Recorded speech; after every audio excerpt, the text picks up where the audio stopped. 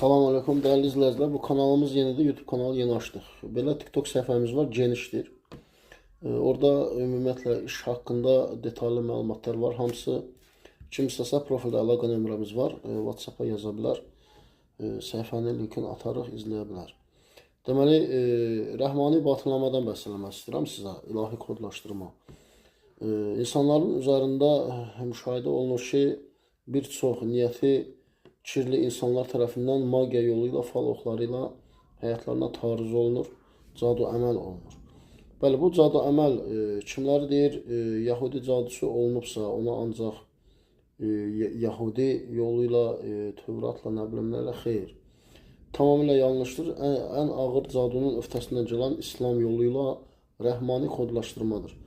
Nədir rəhmani batınlama? Rəhmani batınlama heç bir caduya şans buraxmayan, zaten rəhmani batınlama olmazsa heç bir cadudan heç kimin xilas olma şansı yoxdur. Bəli, bu Peyğəmbər məktubu üzərindən görülən bir işdir. Resul-i Əşrəmin Məhəmməd Peyğəmbər s.ə.v Əfəndimizin duası var, məktubu var. Bu dua üzərindən kodlaşdırma olunur. Bütün mənəvi məlumatlar bağlanır. Artıq heç kim sizin həyatınıza cadu əməllə, fal oxları ilə müdaxilə edə bilmir. Bəli, siz o Peyğəmbər məktubunu qoyursunuz başınızın altında, biz tərəfdən sizə verilir. 40 gün ərzində qalır başınızın altında. 40 gün ərzində bütün mənəvi məlumatlarınız bağlanır. Şifrəniz bərpa olur. Kəlmə-kəlmə mənəvi kordon bağı ilə o Peyğəmbər məktubu yerləşdirilir. Dua ilə, zikirlə, kodla, şifrə ilə başınızın üzərinə. Cadu əməlin vücuda gətirdiyi negativ simptomlar, əlamətlər var. Hansı ki, onu inşallah növbəti videolarımızda paylaşacağıq. Qısa olaraq məlumat verim. Ailədə huzursuzluq, ciddi səbəb olmadan boşanmalar, xəstəliklər, ruzinin azalması, bəli, bədəndə ləkələrin əmələ gəlməsi, xəstəliklər, subay xanım və bəylərin ailə qura bilməmələri və s. Bu, bəli, negativ əlamətlərin ortadan qalxması üçün xüsusi olaraq 4 səmavi kitabın kodlaşdırması deyilən bir şey var. Quran-ı Kərimin, Zəburun, Tövratın, İncilin. Bəli, iş ailə çərçivəsində görülür.